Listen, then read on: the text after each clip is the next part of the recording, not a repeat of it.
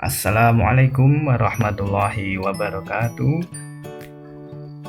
Halo anak-anak semua, berjumpa lagi dengan Egas Edu. Dan kembali kita akan membahas contoh-contoh soal dalam rangka persiapan menghadapi ujian sekolah kelas 9 SMP maupun MTS. Khususnya untuk anak-anak kelas 9 bisa kalian pelajari untuk mempersiapkan diri dalam menghadapi US yang sebentar lagi akan dilaksanakan. Dan kali ini kita akan membahas mata pelajaran Ilmu Pengetahuan Sosial atau IPS.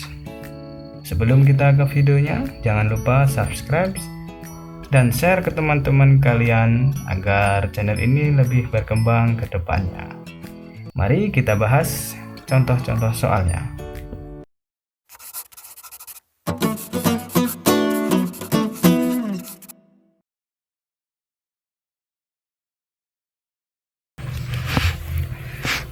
Pertanyaan nomor 1.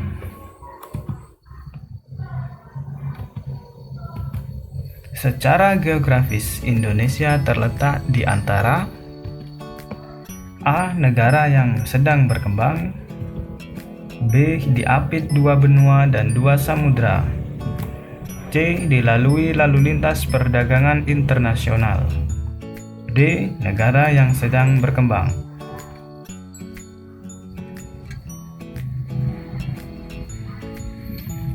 Jawabannya B.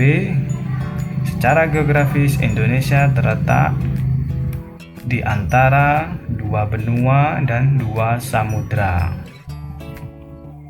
Bisa kita lihat, ini merupakan peta daripada Indonesia, diapit oleh benua Asia dan Australia, sedangkan samudra diapit oleh Samudra Hindia dan Samudra Pasifik. Jadi jawaban yang benar adalah B, diapit dua benua dan dua samudra. Pertanyaan nomor 2. Letak astronomis adalah letak A. Letak di permukaan bumi, letak berdasarkan wilayah, letak psikologis, letak berdasarkan garis lintang dan garis bujur.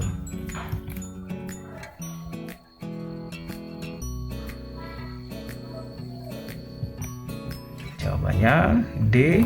Letak berdasarkan garis lintang dan garis bujur. Nomor 3. Salah satu pengaruh dari letak Indonesia dilihat dari garis bujurnya adalah A. Indonesia memiliki dua musim, B. Indonesia memiliki banyak spesies tumbuhan, C. Indonesia memiliki hutan hujan tropis, D. Indonesia memiliki 3 perbedaan waktu.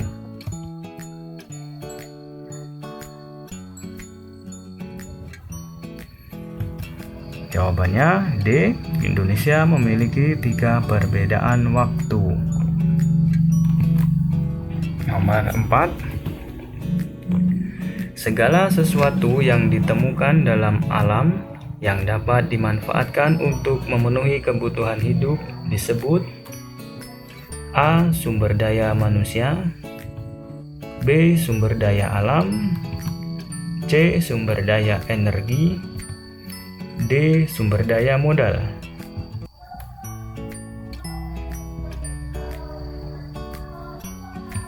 Jawabannya tentu B. Sumber daya alam. Pertanyaan nomor 5. Perhatikan pernyataan berikut.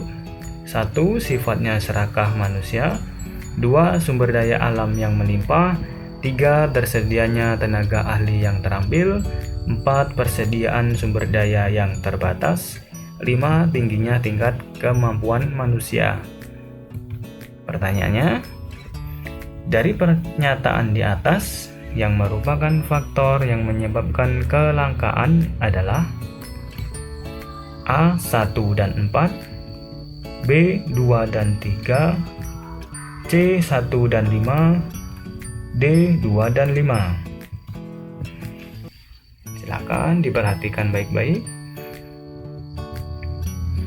Jawabannya yang benar adalah A 1 dan 4. Jadi yang merupakan penyebab kelangkaan sumber daya adalah yang pertama sifat serakah manusia dan persediaan sumber daya yang terbatas. Paham ya? Kita lanjut ke nomor 6. Dilihat dari sifatnya, kebutuhan dapat dibedakan menjadi A. Kebutuhan primer dan sekunder, B. Kebutuhan jasmani dan rohani, C. Kebutuhan sekarang dan masa depan, D. Kebutuhan spiritual dan materi.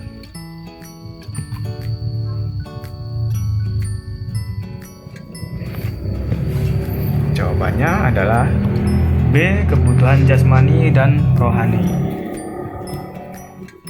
Kita ulas sedikit bahwa kebutuhan ekonomi dibedakan menjadi beberapa bagian. Yang pertama, kebutuhan ekonomi menurut intensitas, itu ada kebutuhan primer, sekunder, dan tersier.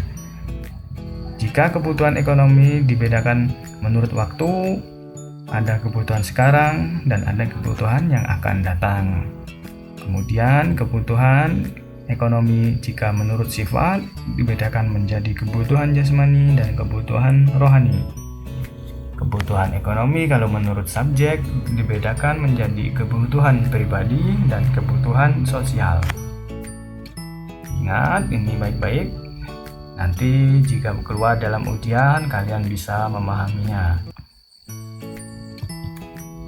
Sekarang kita ke nomor 7.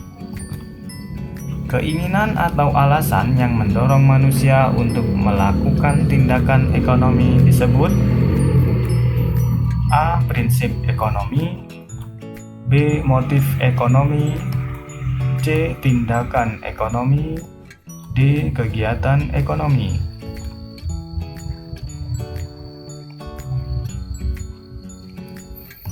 Yang benar adalah B.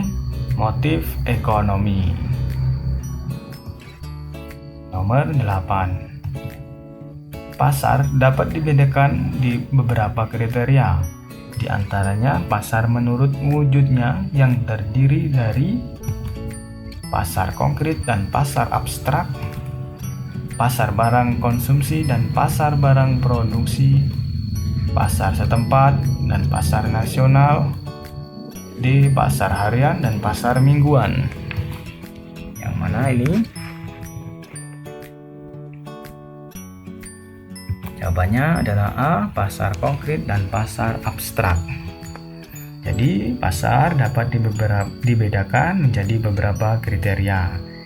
Jika menurut wujudnya, pasar dibedakan menjadi pasar konkret dan pasar abstrak. Nah, pasar konkret itu pasar yang penjual dan pembelinya bertemu langsung, seperti pasar-pasar di supermarket ataupun pasar tradisional. Jika pasar abstrak, penjual dan pembeli tidak bertemu langsung, tetapi masih bisa melakukan transaksi. Contohnya online shop yang sekarang ini lagi viral. Paham ya? Lanjut ke nomor 9. Perhatikan pernyataan berikut. 1. Kepercayaan mulai berkembang. 2. Adanya bukit kerang hasil sampah dapur. 3. Hidup berpindah-pindah berubah menjadi menetap. 4. Membuat peralatan hidup dari batu kasar menjadi batu halus. 5. Ditemukan gua-gua tempat tinggal. Pertanyaannya, berdasarkan pernyataan di atas, ciri-ciri kehidupan masyarakat masa bercocok tanam ditunjukkan oleh nomor A. 1, 2, dan 3, B. 2, 3, dan 4, C. 1, 3, dan 4, D. 1, 2, dan 4. Perhatikan ciri-ciri masyarakat yang bercocok tanam. Jawaban yang benar adalah C, 1, 3, dan 4. Jadi ciri-ciri masyarakat masa bercocok tanam adalah yang pertama, kepercayaan mulai berkembang. Yang kedua, hidup berpindah-pindah berubah menjadi menetap. Jadi yang tadinya nomaden menjadi menetap. Dan membuat peralatan hidup dari batu. Batu kasar menjadi batu halus. Paham ya? Nomor 10. Pemimpin pada masa Kesultanan Islam di Indonesia yang mendapat julukan ayam jantan dari timur karena kegigihannya melawan para penjajah adalah A. Arupalaka, B. Cut Nyak-din, C. Sultan Hasanuddin, D. Hayam Wuruk.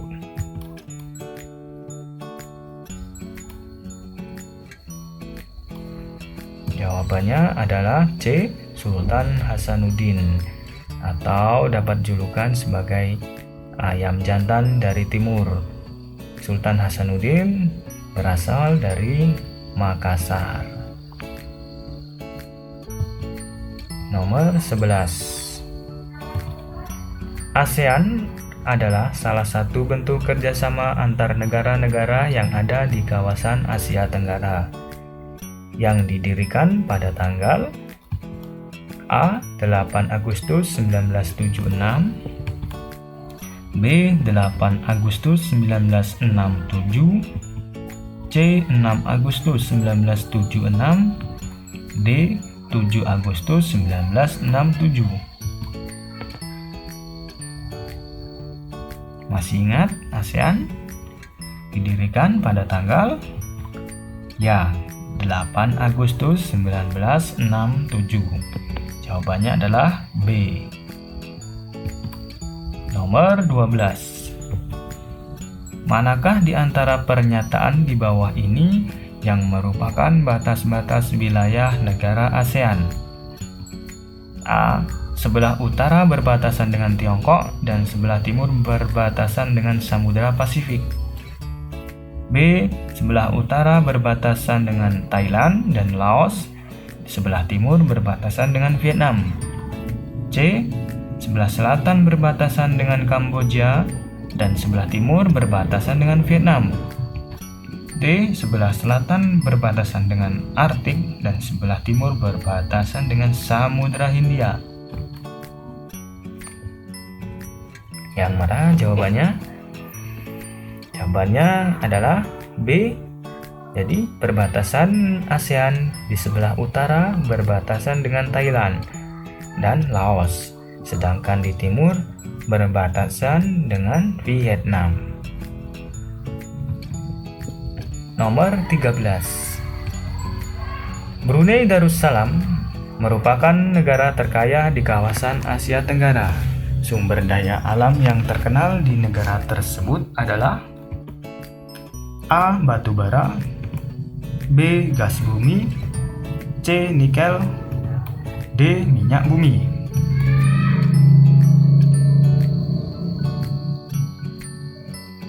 Jawabannya adalah D. Minyak bumi.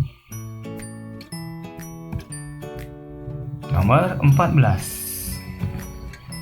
Perpindahan status dalam stratifikasi sosial atau lapisan sosial di masyarakat, baik perubahan ke status yang lebih baik maupun ke status yang lebih rendah, dinamakan A. Status sosial, B. Mobilitas sosial, C. Pranata sosial, D. Dinamik sosial.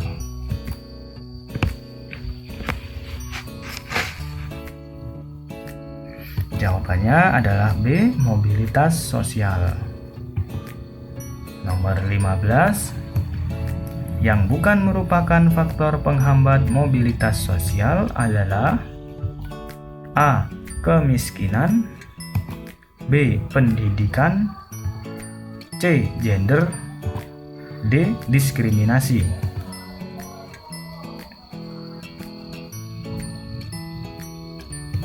Jawabannya B. Pendidikan. Jadi, kemiskinan, gender, dan diskriminasi merupakan faktor penghambat mobilitas sosial.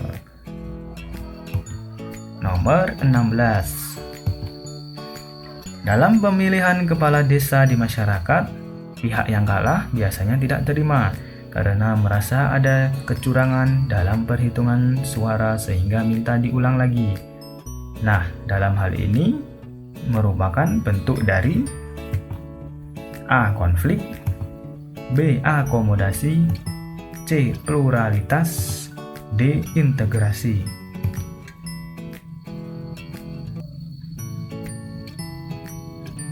Jawabannya adalah B. Akomodasi. Nomor 17. Suatu kegiatan yang mengurangi atau menghabiskan nilai guna barang disebut A. Produksi, C. Distribusi, B. Distribusi, C. Konsumsi, D. Ekonomi.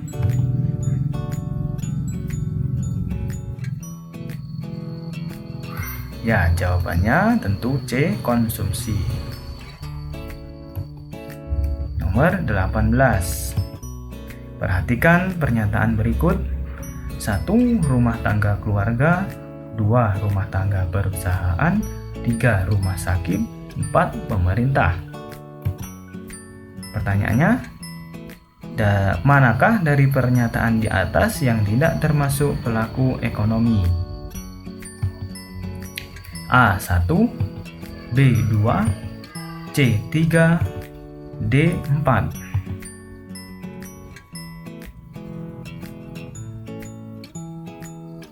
Jawabannya C. 3 atau rumah sakit.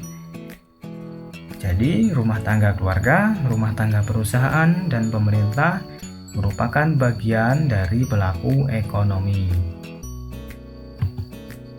Nomor 19. Pelaku ekonomi yang berperan sebagai pemaksok faktor-faktor produksi berupa tanah, tenaga kerja, modal, dan keahlian untuk kegiatan produksi adalah A. Perusahaan, B. Rumah tangga keluarga atau konsumsi, C. Pemerintah, D. Masyarakat luar negeri.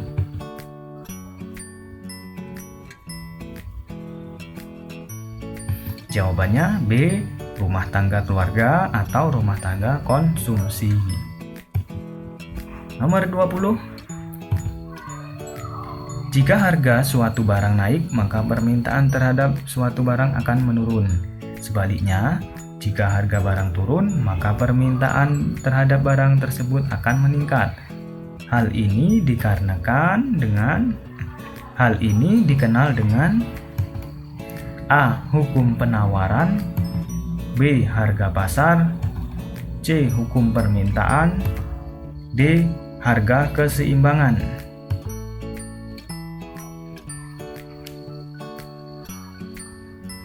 Jawabannya adalah C. Hukum permintaan. Jadi pada kasus seperti ini biasa terjadi, ini dikenal dengan hukum permintaan. Baik anak-anak, itu tadi beberapa contoh soal ujian sekolah mata pelajaran IPS kelas 9 SMP ataupun MTS. Silakan kalian simak baik-baik lagi dan bisa kalian pelajari untuk menambah pengetahuan kalian guna mempersiapkan ketika ujian sekolah nanti. Untuk melihat video-video contoh soal lainnya bisa kalian klik pada pojok kanan atas atau link di deskripsi. Terima kasih. Wassalamualaikum warahmatullahi wabarakatuh.